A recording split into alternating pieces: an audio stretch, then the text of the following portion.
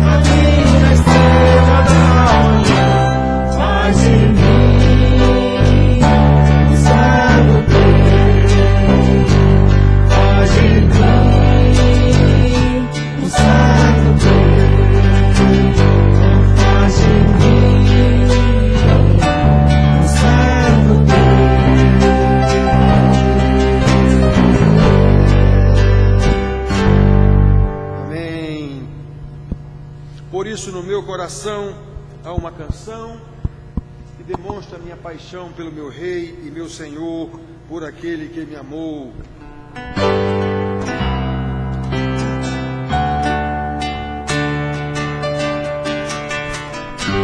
No meu coração há uma canção que demonstra minha paixão.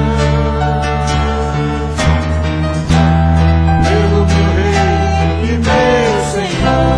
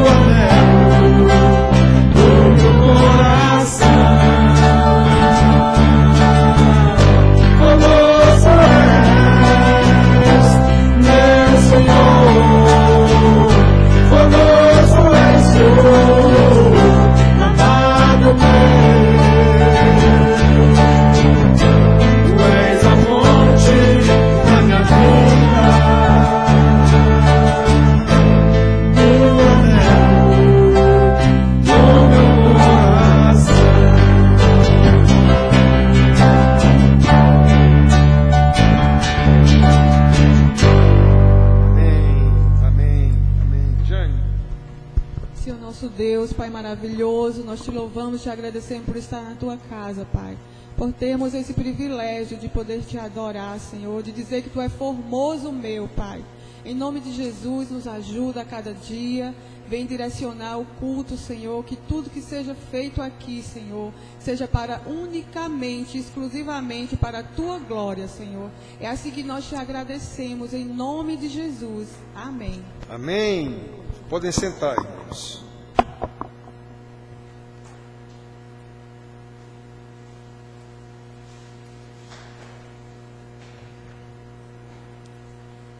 Irmãos, vamos abrir nossas Bíblias na carta de Paulo aos Tessalonicenses, a primeira carta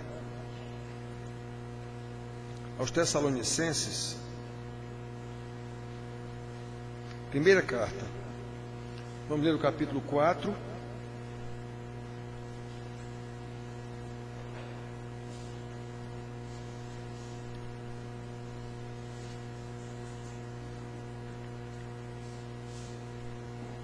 Capítulo 4, leremos do capítulo 13 ao 18.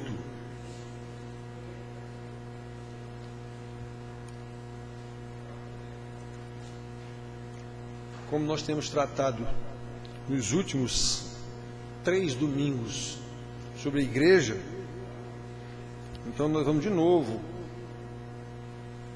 não necessariamente sobre a igreja hoje, mas falar da glória de Cristo, que é a glória da sua igreja, não a glória que a igreja busca, é a glória de Cristo.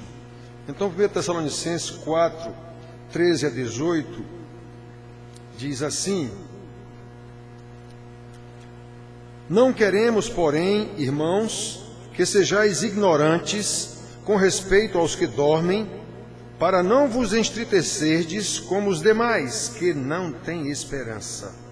Pois se cremos que Jesus morreu e ressuscitou, assim também Deus, mediante Jesus, trará juntamente em sua companhia os que dormem. Ora, ainda vos declaramos, por palavra do Senhor, isto: nós, os vivos, os que ficarmos até a vinda do Senhor, de modo algum precederemos os que dormem. Porquanto o Senhor mesmo, dada a sua palavra de ordem, ouvida a voz do arcanjo, e ressoada a trombeta de Deus, descerá dos céus, e os mortos em Cristo ressuscitarão primeiro. Depois nós, os vivos, os que ficarmos, seremos arrebatados juntamente com eles entre nuvens para o encontro do Senhor nos ares. E assim estaremos para sempre com o Senhor. Consolai-vos, pois, uns aos outros com estas palavras.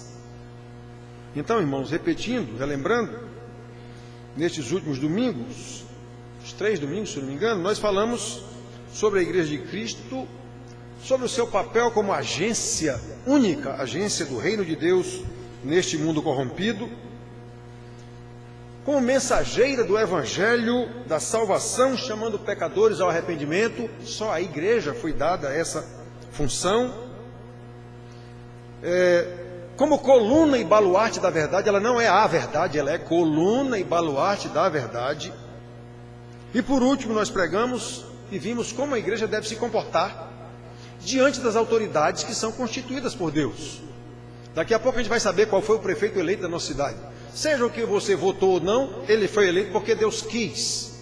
Então vamos honrar o nosso prefeito, seja qual for o que foi eleito. Então, irmãos, nós vimos isso, que devemos, como igreja, nos submeter às autoridades. Foi a última pregação.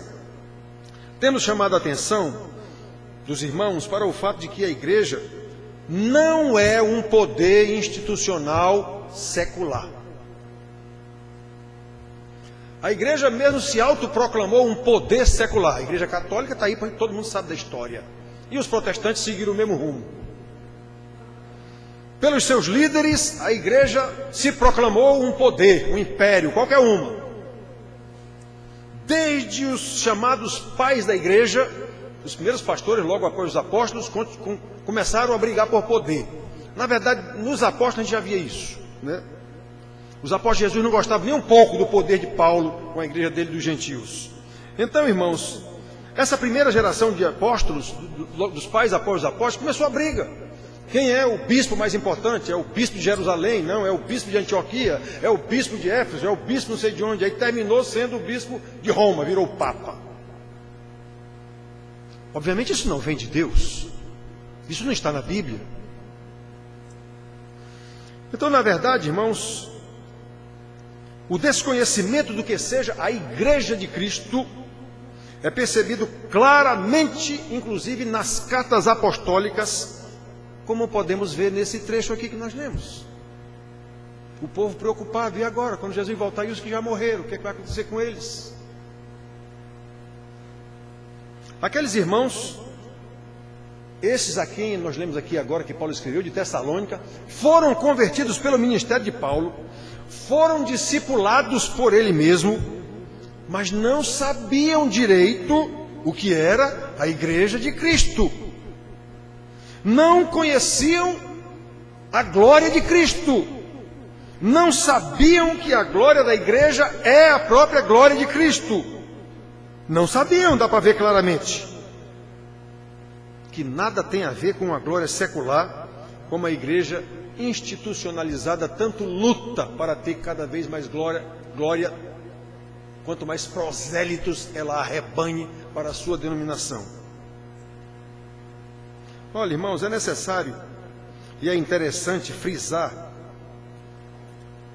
que Paulo tenha dito lá no início dessa carta, nós pregamos aqui não faz tanto tempo, nesse início dessa carta aqui, ele disse que a fé desses irmãos, o amor desses irmãos, a vida de comunhão desses irmãos, o testemunho desses irmãos, era conhecido não apenas na Macedônia, mas em toda a Acaia.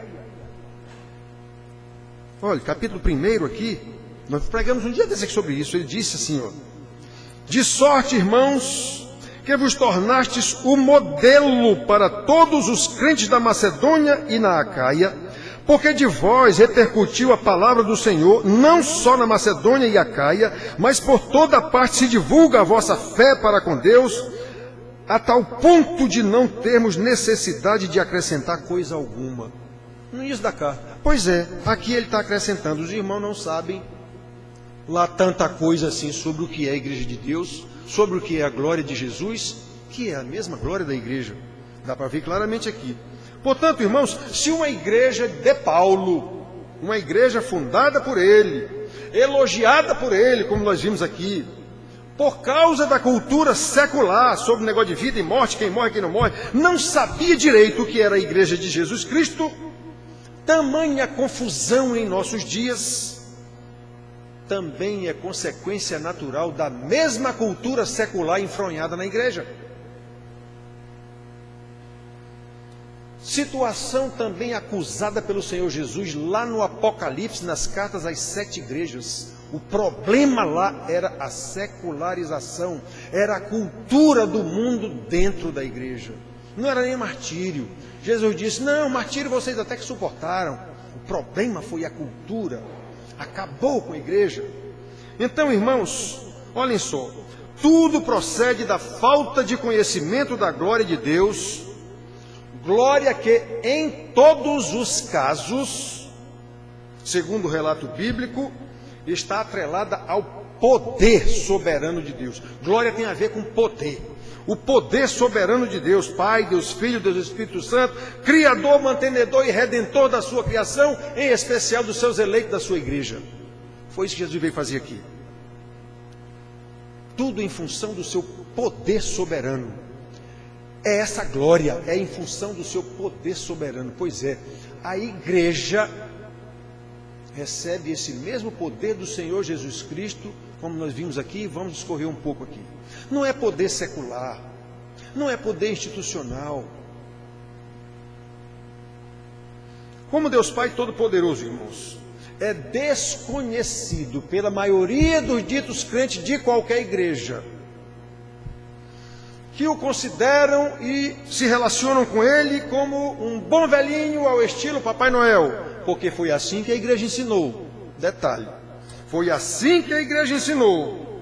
Então, logicamente, um Deus Papai Noel jamais receberá a glória que lhe é devida em função de um poder que ele tem, mas a igreja desconhece. O poder que a igreja conhece é só para me ajudar, para minha saúde, meu emprego, meu casamento, minha casa, é só para isso.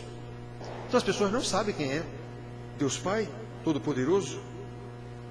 Com relação ao Filho, aí é que a confusão é ainda maior. Afinal, creiamos verdadeiramente ou não, ou creiamos apenas culturalmente, segundo a nossa cultura religiosa. O Deus Filho encarnou, nasceu de Maria, todo mundo sabe essa história, filho de um carpinteiro. Tomou a forma de homem, viveu entre nós, pobre, ainda por cima. Ele se tornou um nosso semelhante, um igual a nós. Portanto, não conseguimos vê-lo muito além disso. Aquele todo ensanguentado numa cruz. Embora leiamos em nossas Bíblias que Ele é o Deus Filho, Criador de todas as coisas, o Verbo Criador do Universo, aquele de quem João escreveu, no princípio era o Verbo, e o Verbo estava com Deus, e o Verbo era Deus. Ele estava no princípio com Deus, e todas as coisas foram criadas por intermédio dele, e sem ele nada do que foi feito se fez. Evangelho de João, capítulo 1, versículo de 1 a 3. Então, irmãos, nós sabemos disso, mas será que esse saber não é só uma cultura religiosa? O Jesus que tem na cabeça é aquele ensanguentado, coroa de espinho, um igual a nós. Sobre o Espírito Santo, o desconhecimento é ainda maior.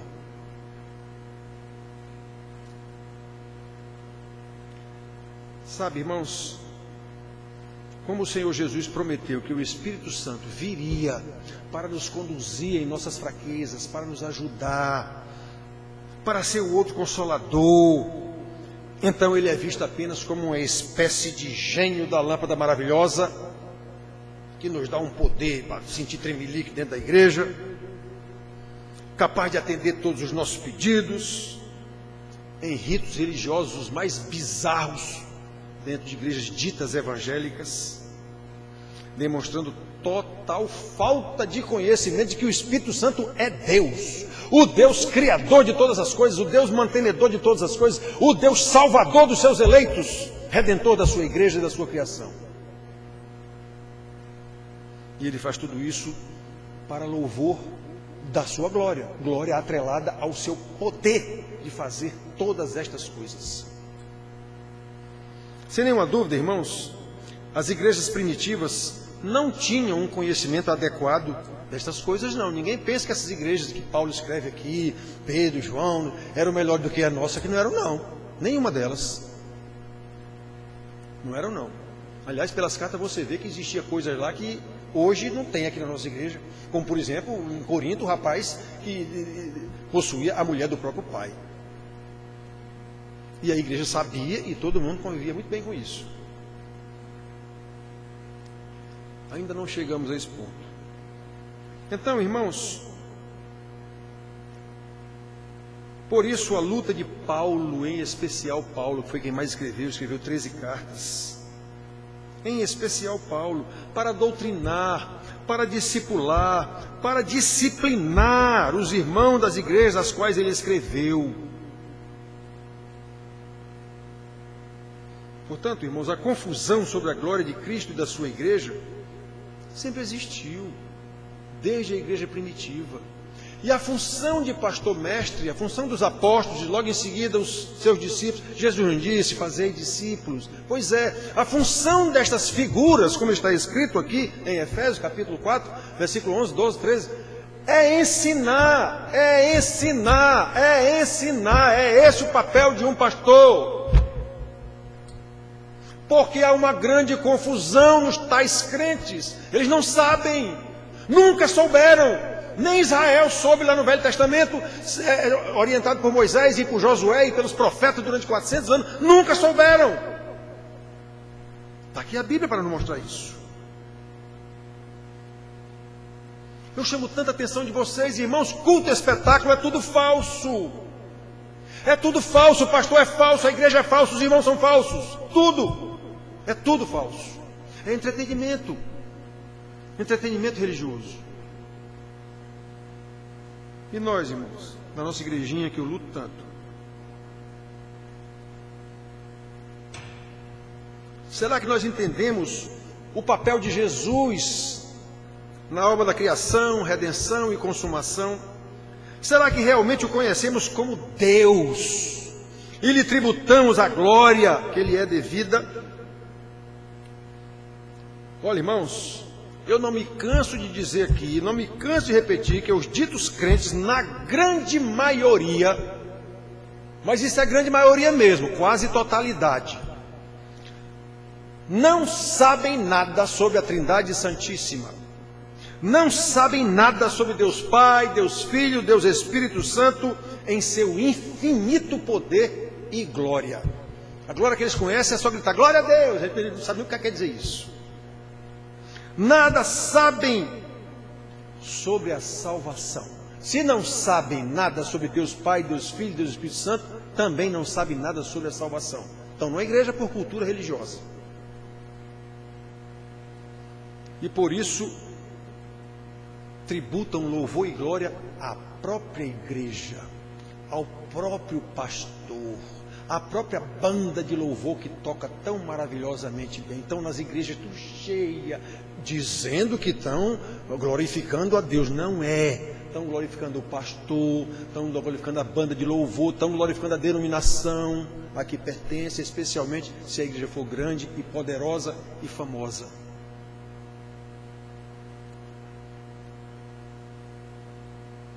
Isso é terrível, irmãos. Isso é terrível. Em nossos relacionamentos sociais, diários, sempre temos oportunidade de conversar com várias pessoas ditas evangélicas, inclusive pastores, líderes de igreja, e ficamos estarrecidos com a sua falta de conhecimento, com a sua falta de discernimento espiritual.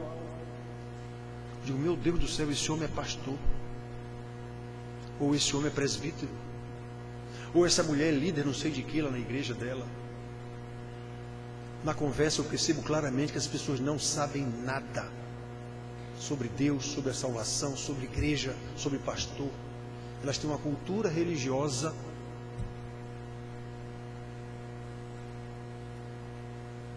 obviamente, diante de tamanha ignorância sobre Deus, sobre a salvação, essa suposta salvação não passa de mero engano religioso. E isso não é nenhuma novidade. Aconteceu com Israel durante toda a vida de Israel. Acontece com a igreja desde o tempo dos apóstolos. No texto que nós lemos, irmãos, nós podemos constatar que aqueles irmãos tessalonicenses, a quem Paulo elogiou aqui no início como modelo, como exemplo, conheciam pouco ou nada sobre a glória de Jesus, glória que há de se manifestar no último dia, glória da qual a sua igreja fará parte de forma integral, participará de forma plena naquele último dia. E olhe que Paulo certamente já devia ter ensinado isso àqueles irmãos.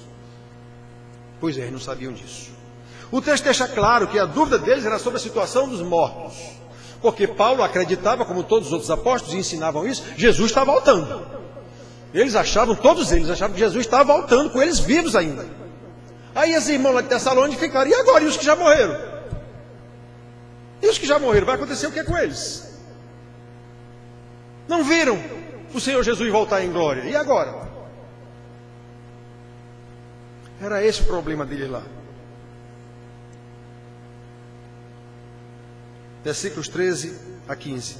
Não queremos, porém, irmãos, que sejais ignorantes. Ignorante é quem não sabe. Com respeito aos que dormem, esses que dormem são os que já morreram, para não vos entristecerdes como os demais que não têm esperança. Os que se entristecem sem saber o que vai acontecer são os ignorantes que não têm esperança. Quem são os ignorantes que não têm esperança? Os não salvos. Pois se cremos que Jesus morreu e ressuscitou, assim também Deus, mediante Jesus, trará juntamente em sua companhia os que dormem. Então não fiquem tão alvoroçados e tão angustiados. O que é que vai acontecer com os que já morreram? Olha, irmãos,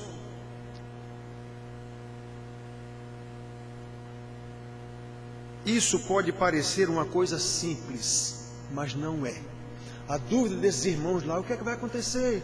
O senhor, seu doutor Paulo, está dizendo que Jesus já vem. Sim, e meu pai que já morreu, minha mãe que já morreu, vai acontecer o quê quando Jesus voltar? Parece uma coisa simples, irmão, mas não é. A dúvida dos Tessalonicenses, repito, evidencia que eles nada sabiam sobre a glória de Jesus, glória que é extensiva à sua igreja,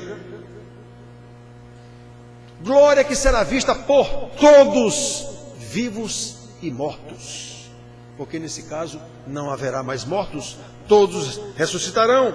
Certamente esses Tessalonicenses, que Paulo diz que era uma igreja modelo, era exemplo, certamente eles conheciam a história de Jesus. Eles sabiam da sua glorificação pelos anjos quando ele nasceu. Os anjos disseram: glória a Deus nas alturas. José, colocarás o nome dele de Jesus, porque ele veio para salvar o seu povo dos pecados dele. Olha o poder desse homem que nasceu, desse menino, olha o poder. Ele veio salvar os pecadores dos pecados dele. Glorifica esse menino. Simeão, quando o pegou nos braços lá no templo, disse: Senhor, pode me levar, agora eu vi a tua glória, agora eu vi a tua salvação. Esses Tessalonicenses sabiam dessas histórias tudinho, podem ter certeza. Eles sabiam da glorificação de Jesus por ocasião dos milagres que realizou. Quem é esse que até os ventos obedecem? Para vento, para tempestade. Quem é esse que ressuscita defuntos, mortos? Quem é esse que dá vista aos cegos? Isso é glória, em função do seu poder de dar vista a cego, de parar vento, de parar tempestade, de curar leproso. Glória está sempre atrelada a poder. Eles sabiam certamente da glorificação de Jesus diante dos discípulos lá no Monte da Transfiguração, quando apareceu Moisés e Elias. E os discípulos, inclusive Pedro, o falastrão: Senhor, quer que façamos uma tenda para Moisés e para Elias? Não entendeu nada. Não entendeu nada. Moisés e Elias não têm mais glória nenhuma, seu doutor Pedro. Este é o meu filho amado, em quem me comprazo. A ele ouvi. O tempo de ouvir Elias e Moisés já passou. É ele, a glória agora é dele toda.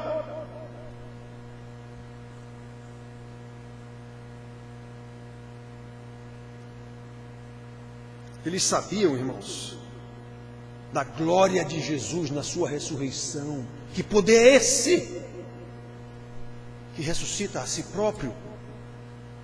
Que poder é esse que sobe aos céus na nossa frente? Eles viram. E os anjos ainda disseram: por que vocês estão espantados aí? Esse Jesus que vocês estão vendo subir, vocês haverão de vê-lo descer do mesmo jeito. Então, irmãos queridos, olhem que a coisa não é assim tão simples. Eles não sabiam direito. Não é tão simples assim não. Na verdade é gravíssimo. A sua apreensão sobre o que acontecerá na volta de Jesus deixa claro o seu desconhecimento acerca da glória do Senhor Jesus na sua volta. E mais, que essa glória é extensiva à sua igreja. E nós, irmãos, o que é que nós sabemos sobre isso? Embora eu ensine tanto aqui. Com certeza Paulo ensinou aos irmãos. Mesmo lendo o texto de Paulo, será que entendemos a explicação do apóstolo aos Tessalonicenses, versículos 16 e 17? Depois que ele disse que esse Jesus, Deus vai, nós os vivos ficaremos até a sua vinda, os mortos ressuscitarão. Olha o 16. Porquanto o Senhor mesmo, Jesus, esse Senhor que ele está falando aqui é Jesus, dada a sua palavra de ordem, ouvida a voz do arcanjo e ressoada a trombeta de Deus, descerá dos céus, e os mortos em Cristo ressuscitarão primeiro.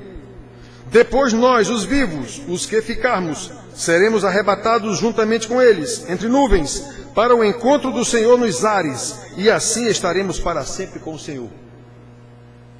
A gente lendo isso entende alguma coisa? Eu já expliquei isso aqui mais de uma vez.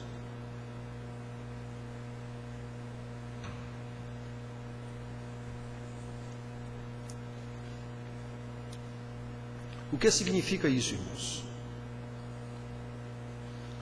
Aqueles irmãos tessalonicenses estavam mais capacitados do que nós, século 21, a entender o que Paulo estava dizendo para eles. Por quê? Porque eles viviam lá sob o Império Romano. Eles conheciam os protocolos para a recepção de um rei ou de um general vitorioso de uma guerra. Eles conheciam isso. Muito bem. Pelo que nós sabemos das Escrituras, será que nós cremos realmente que Jesus ressuscitou e que vai voltar? Quem é o pai aqui que fica lembrando aos seus filhos o tempo todo: Jesus está voltando, meu filho? Estejamos preparados. Quando eu digo aqui, não é só aqui na nossa igrejinha, não é em qualquer igreja. Em qualquer igreja. Eu quero é ver quem é o pai crente que fica dizendo para o seu filho o tempo todo: meu filho, estejamos preparados, Jesus está voltando.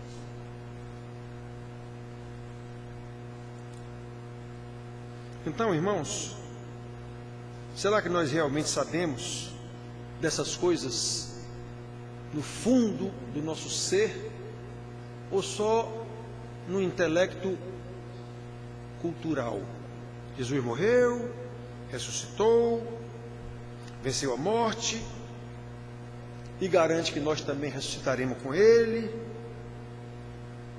Quando Ele ordenar, todas essas coisas acontecerão. Nós cremos mesmo nisso, ou apenas acreditamos porque aprendemos na igreja isso? O que é que vai acontecer naquele dia de glória do Senhor vitorioso?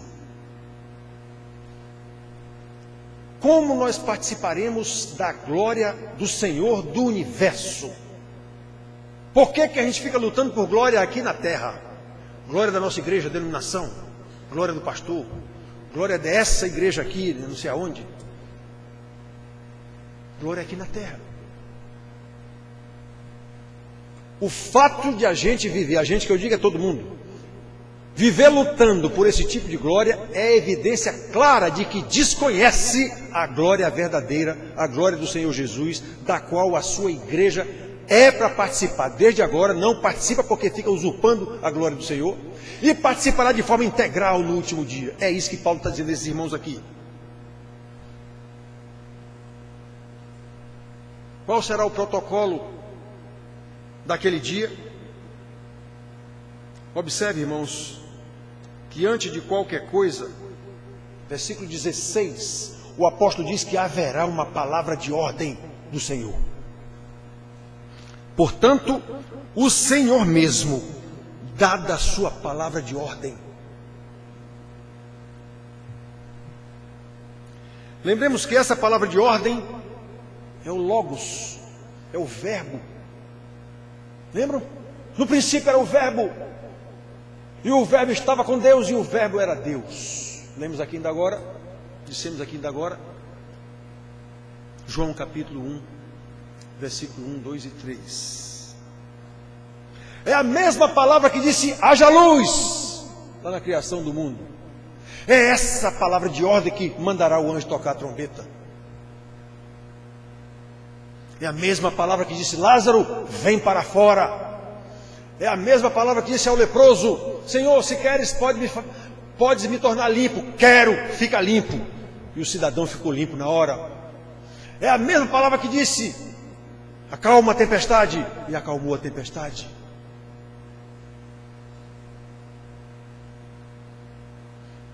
Meu Deus, é muito poder, meus irmãos. Consequentemente, muita glória. Mas a gente sabe disso de verdade ou só de ouvir dizer da igreja? Será que todos aqui realmente sabem quem é Jesus? O Deus criador do mundo, o Deus mantenedor do mundo, o Deus redentor da sua criação e salvador dos eleitos do Pai. E nós estamos nisso. Nós sabemos disso ou somos só membros de igreja? Querendo glória para a própria igreja. Eu sou da igreja tal. Eu sou da igreja tal. Se a igreja for famosa, isso é status. Eu sou da igreja do pastor tal. Isso é status.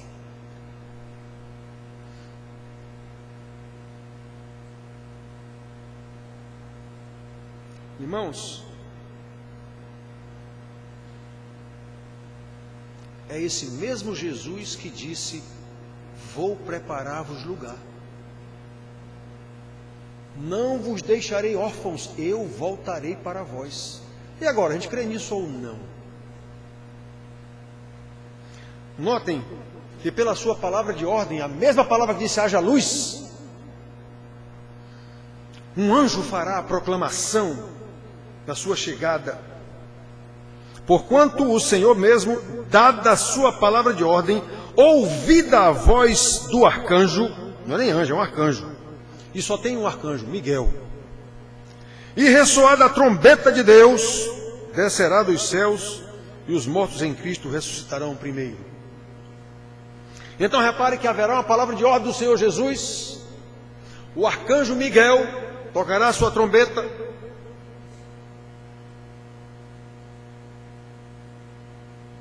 irmãos, esse era o procedimento comum. Por isso que eu estou dizendo que esses tessalonicenses entenderam o que Paulo disse e a gente não. Isso era um procedimento comum no Império Romano para anunciar a chegada do rei ou de um general vitorioso de uma guerra. Eu vou explicar para vocês como era que isso funcionava. Ou para a proclamação de alguma ordem que o rei estava dando ao povo. O cidadão lá tocava uma trombeta, todo mundo ficava esperando para ver o que era. Pois bem, Paulo está dizendo aos Tessalonicenses que no dia de Cristo, todos, vivos e mortos, serão convocados para a recepção do Rei vitorioso, aquele que venceu o mundo, o pecado, o diabo e a própria morte. Rei do universo. E mais, Jesus não chegará sozinho. Ele trará o seu séquito de anjos e também a sua igreja para essa entrada gloriosa. É isso que Paulo está explicando aos Tessalonicenses, usando um linguajar que eles conheciam muito bem. Era assim que acontecia quando o exército romano voltava de uma batalha vitoriosa. Alguém já deve ter visto em algum filme épico esse tipo de situação. O general, quando vem voltando com seu exército vitorioso, ele acampava fora da cidade ainda, com todo o seu exército lá, escravos, o espólio do povo que ele venceu, mandava um soldado ir avisar lá na cidade: o general está chegando. Então a cidade tocava lá alguém, o rei lá, quem for mandar, toca, o general está chegando. Era assim que funcionava, irmãos. O general acampava, mandava avisar, a fim de que fosse preparada uma recepção gloriosa. Está vendo? Glória tem a ver com poder. O homem ganhou a guerra. Diante de toda uma multidão de cidadãos que ia esperar esse general, as mulheres jogando pétalas de rosas, jogando perfumes, todo mundo lá esperando esse general entrar.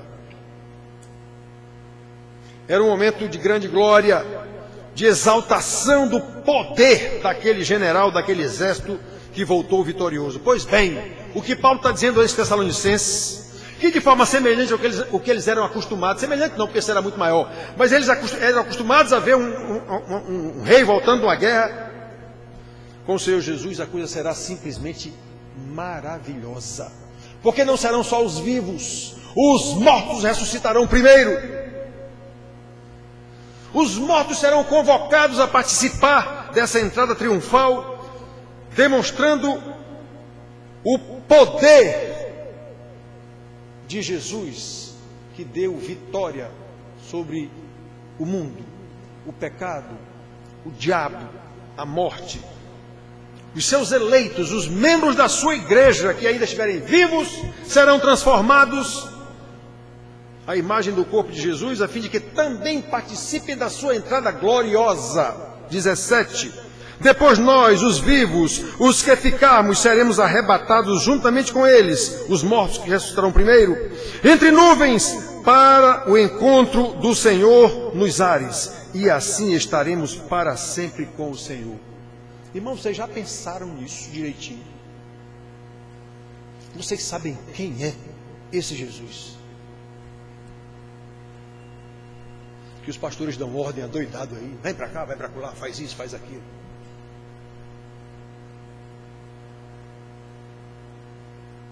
Aqueles tessalonicenses entenderam o que Paulo lhes estava dizendo. Assim como os cidadãos romanos eram convocados a participar da glória do seu general ou do seu rei vitorioso, do mesmo modo também os cidadãos do reino de Deus, os mortos ressuscitados primeiramente e os vivos transformados, todos serão convocados a participar da entrada triunfal do Rei dos Reis, o Senhor dos Senhores, que voltará para redimir de uma vez por todas o seu mundo. É isso que Paulo está ensinando àqueles irmãos. Coisas extraordinárias acontecerão. Repetindo, o arcanjo tocará. Todos verão o Senhor Jesus descendo em glória com a sua igreja, que Ele vai arrebatar para descer junto com ela. Irmãos, quando sabemos dessas coisas, não apenas de forma cultural, religiosa, mas sabemos pela revelação do Espírito Santo, não podemos direcionar os nossos afetos e uma vã glória para a igreja e instituição. Não podemos fazer isso. Tentar buscar glória para pastor, glória para bandas musicais, glória para fulano de tal, glória para denominação tal. Assim como não podemos ficar perturbados ou ansiosos por coisa alguma, nem mesmo por causa da morte iminente em função da pandemia, muito menos com o que sucederá após a morte,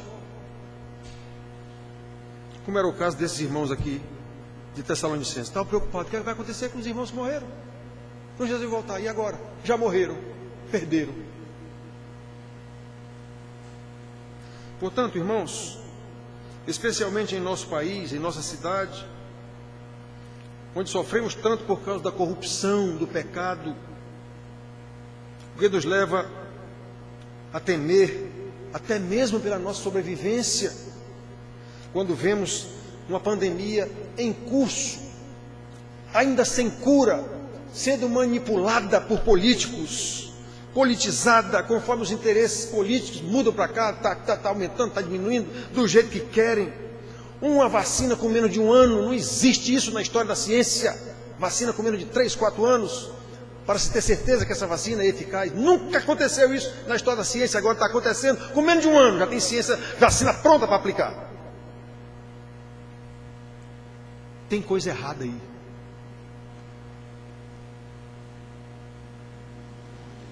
Olha, irmãos,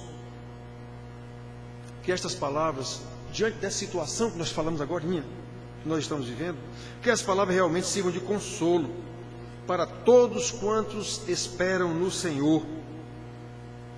Esperam pelo dia em que Ele virá com todo o poder e glória consequente. Buscar a sua igreja, e a sua igreja participará. Juntamente com Ele, a igreja participará dessa entrada triunfal com poder e glória. É isso que nós devemos buscar. E como ele diz aqui, encontraremos o Senhor nos ares e assim estaremos para sempre com o Senhor. É isso que tem que ser o desejo do nosso coração. E não droga de igreja tal, igreja qual, onde é que eu me sinto bem, onde é que eu estou melhor. Onde é que é mais bonito? Onde é que eu fico mais famoso? Esta é a consolação das Escrituras, irmãos, que está escrito lá em Romanos, o próprio Paulo dizendo que o que foi escrito para o nosso ensino foi escrito, a fim de que tenhamos consolo das Escrituras. Pois é, esta é a consolação das Escrituras. A partir daquele dia glorioso, com a entrada triunfal do Senhor Jesus, entrada triunfal da qual nós faremos parte, estaremos para sempre com Ele na glória eterna do Pai, como lemos agorinha. É isso que Paulo ensina aos Tessalonicenses e a nós, nesse pequeno trecho que termina dizendo isso: consolai-vos, pois, uns aos outros com estas palavras. Que o nosso Senhor glorioso, Ele mesmo, aplique o entendimento da sua doutrina aos nossos corações, para que em qualquer circunstância, como igreja que conhece a sua participação na glória de Cristo e não glória própria, tributemos a Ele a glória que Ele é devida e da qual nós fazemos parte desde agora e para todo sempre. Estaremos para sempre com o Senhor. Consolai-vos, pois, uns aos outros com estas palavras. Amém.